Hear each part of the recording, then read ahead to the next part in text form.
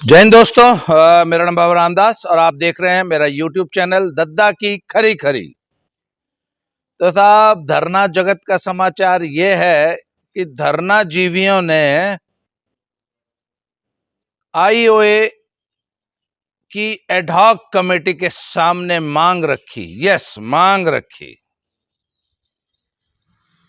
कि हम बहुत बड़े वीवीआईपी हैं, हम बहुत बड़े पहलवान हैं, हम सबके साथ ट्रायल नहीं देंगे क्योंकि हम हड़ताल कर रहे थे, हम धरने दे रहे थे, हम भारतीय कुश्ती को सारी दुनिया में बदनाम करने की मुहिम चला रहे थे, हम भारतीय लोकतंत्र के खिलाफ धरने दे रहे थे, इसलिए हमको इनाम दिया जाए।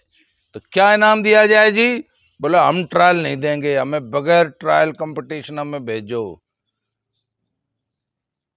तो एडहॉक कमेटी बोले जी हुजूर, आइए, स्वागत है, जैसा आपका आदेश।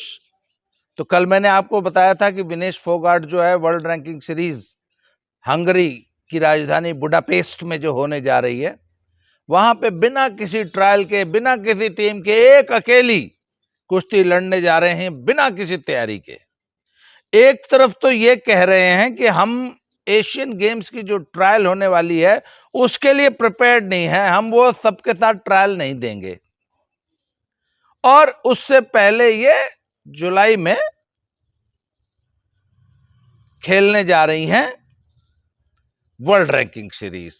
मतलब she is fit for world ranking but not fit enough for Asian games trials नहीं देंगे जी, हमको डायरेक्ट बुडापेस्ट भेज दो। और एडहॉक कमेटी ने बोलिया, बाजवा साहब ने, हाँ जी जाओ। आज एक नया समाचार आया है कि इन 6 धरना जीवियों को सबके साथ ट्रायल देने की जरूरत नहीं है, एशियन गेम्स की और वर्ल्ड चैंपियनशिप की। आने वाले दिनों में 2 मेजर टूर्नामेंट्स होने जा रहे हैं, एक एशियन गेम्स, एक वर्ल्ड चैंपियनशिप। तो उनकी ट्रायल्स होनी है इसी अगस्त महीने में और जुलाई महीने में, दोनों की। तो आमतौर पर ट्रायल्स होती हैं कि 8 एक बच्चे या उससे ज्यादा भी, जैसे पिछले 2 बार तो ओपन ट्रायल्स कराई हैं, तो सभी लड़के आपस में लड़ते हैं, वो एक तरह से मिनी नेशनल हो जाता है छोटा सा, और उसमें जो जीतता है, जो सबको हरा लेता है, उसको उस टूर्नामेंट के लिए भेज दिया जाता है। पर पहलवान जी लोगों ने कहा ना ना, हम ट्रायल नहीं देंगे क्योंकि हमारी तैयारी ही नहीं है। क्यों? क्योंकि हम तो धरने दे रहे थे, हम तो किसान आंदोलन में सूरजमुखी की एमएसपी मांग रहे थे, हम तो पिपली और पटियाला और वहां खटकड़ टोल पे धरनेबाजी कर रहे थे, हम तो भारतीय लोकतंत्र में औरतें और लड़कियां सुरक्षित नहीं है, इसकी बदनामी पूरी दुनिया में करा रहे थे। हमने तो पहलवानी करी ही नहीं 4 महीने, अब हम आपके ऊपर एहसान करेंगे पर ट्रायल नहीं देंगे, हमें भेज दो। तो एडहॉक कमेटी ने साहब कही ठीक है, इन 6 धरनाजीवियों को, 6 धरनाजीवी कौन कौन से हैं? विनेश, साक्षी, बजरंग, साक्षी का हस्बैंड सत्यव्रत कादियान, बजरंग की पत्नी संगीता फोगाट, और एक बजरंग का चेला है जो इनके साथ साथ रहता है, जितेंद्र किन्हा। इनको ट्रायल नहीं देनी होगी, जो भी ट्रायल में जीतेगा उससे एक ये सिंगल बाउट लड़ेंगे, और अगर उसको हरा लेंगे तो ये इंटरनेशनल हो जाएंगे, ये इंटरनेशनल टूर्नामेंट में पार्टिसिपेट। जो ट्रायल जीत के आएगा वो लड़ेगा 4 कुश्ती, पर ये एक सिंगल लड़ेंगे जी, हम वीवीआईपी हैं जी। अच्छा, धरना देने वालों को, हड़ताल करने वालों को, सारी दुनिया में देश की बदनामी कराने वाले को अपने मंच से मोदी तेरी कब्र खोदेगी, हम क्या चाहते आजादी के नारे लगवाने वालों को इस तरीके से पुरस्कृत किया जा रहा है? आप बताइए ना। मतलब किसी एस्टैब्लिशमेंट में, किसी सोसाइटी में ऐसा सोचा भी जा सकता है कि जो सरकार के खिलाफ, सरकारी कर्मचारी होते हुए सरकार के खिलाफ धरना दे रहा है, सरकार की बदनामी करा रहा है, पूरी दुनिया में बदनामी करा रहा है, यूडब्ल्यूडब्ल्यू को चिट्ठियां लिख रहे हैं कि भारत देश में लड़कियां, औरतें, महिलाएं सुरक्षित नहीं है, यहां तो ऐसा ऐसा होता है, इसलिए एशियन चैंपियनशिप भारत में न कराई जाए। इसी बजरंग पूनिया ने अशोक ढाका के अखाड़े में जो मीटिंग हुई थी, वहां छाती ठोक के कहा था कि मैं न्यू कर लूंगा अगर इंडिया में एशियन चैंपियनशिप हो गई तो। इन्होंने एक कुत्सित अभियान चला के भारत को एशियन चैंपियनशिप की आयोजन से वंचित कर दिया। और अब ऐसे लोग सरकार को, खेल मंत्रालय को और आईओए को बाकायदा डिक्टेट कर रहे हैं। और आईओए की एडहॉक कमेटी हमारा खेल मंत्रालय और इस रूप में पूरी भारत सरकार, स्पोर्ट्स अथॉरिटी ऑफ इंडिया, इनके सामने लेट गई, बिछ गई कि हाँ जी आपकी आप सिंगल बाउट ट्रायल लेंगे। बाकी सारे पहलवान जो हैं वो 4 बाउट लड़के ट्रायल लड़ेंगे, ट्रायल देंगे, इनकी 1 बाउट होगी। यही तो असली झगड़ा था। यही नियम में बदला, इसी नियम में बदलाव तो किया था रेसलिंग फेडरेशन ऑफ इंडिया ने, ब्रजभूषण सिंह ने, कि नहीं सबके लिए प्लेइंग लेवल फील्ड होगा, आपको सबके साथ ट्रायल देनी है। एक बच्चा तो 4 कुश्ती जीते और आपको डायरेक्ट सेमीफाइनल में एंट्री दे दी जाए या डायरेक्ट फाइनल में एंट्री दे दी जाए, या एक बच्चा एक दिन में 4 कुश्ती लड़े और उसके बाद आप एकदम फ्रेश होके आओ और जो सुबह से 4 कुश्ती लड़ चुका उसको हरा के आप जो है इंटरनेशनल हो जाओ। वो जो बाकी सारे पहलवान है वो बेवकूफ हैं।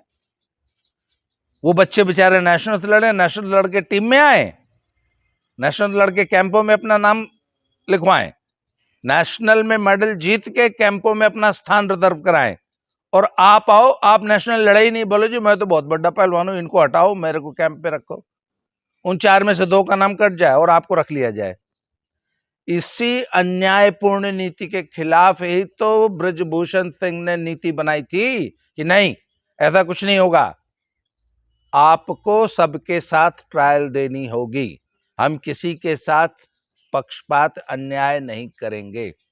और ये जितनी भी नौटंकी हुई इसीलिए न हुई कि आपको सबके साथ ट्रायल नहीं देनी थी। और अब भारत सरकार, खेल मंत्रालय और आईओए की एडहॉक कमेटी आपके सामने फिर बिछ गई।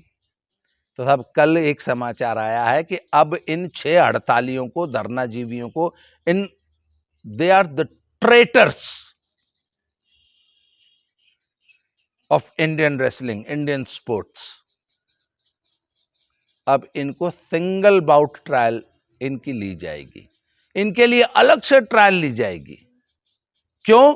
अरे भाई देश की बहुत बड़ी सेवा कर रहे थे, हड़ताल कर रहे थे, धरने दे रहे थे,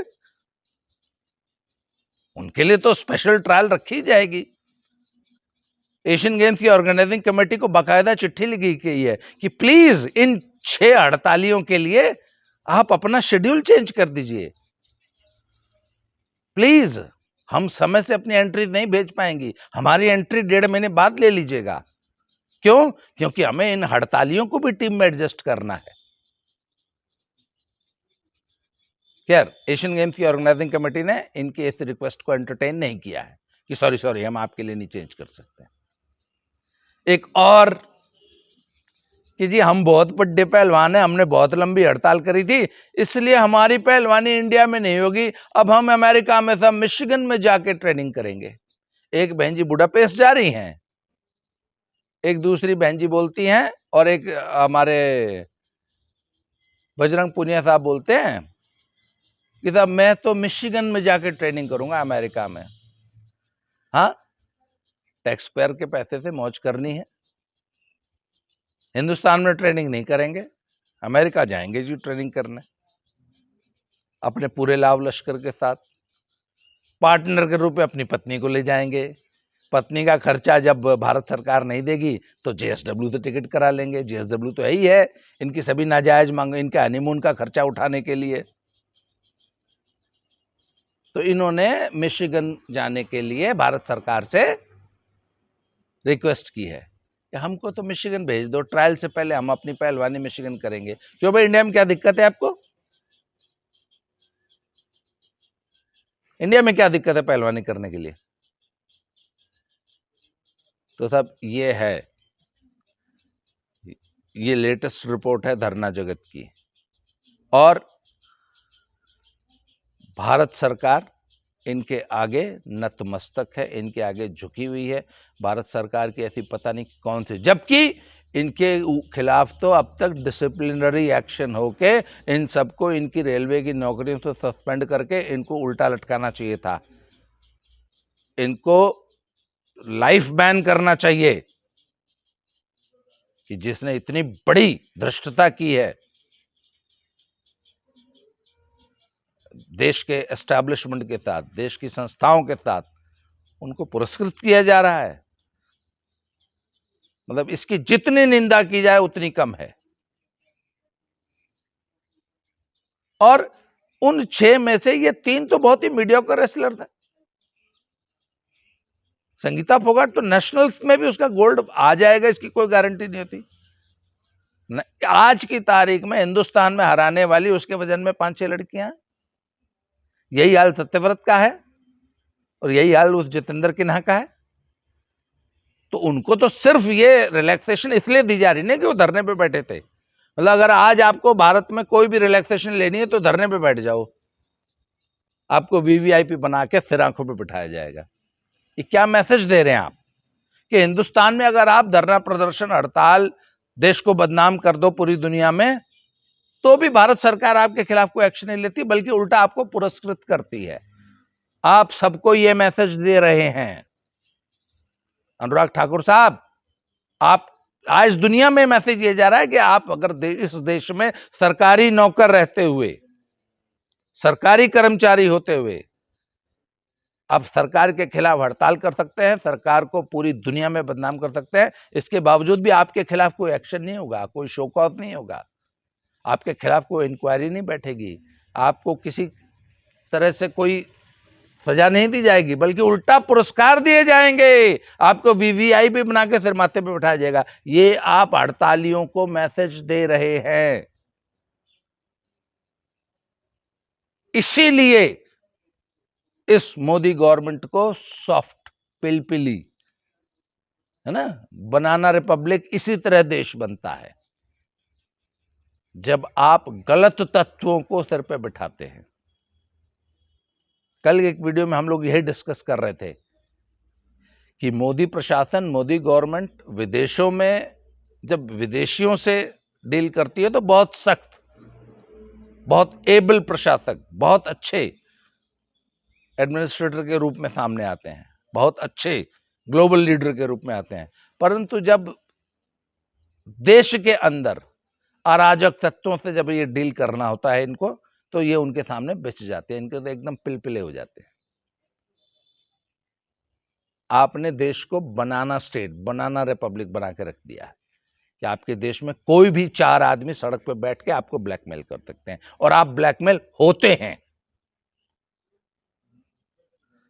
कम से कम आज की इस घटना से तो यही सिद्ध होता है।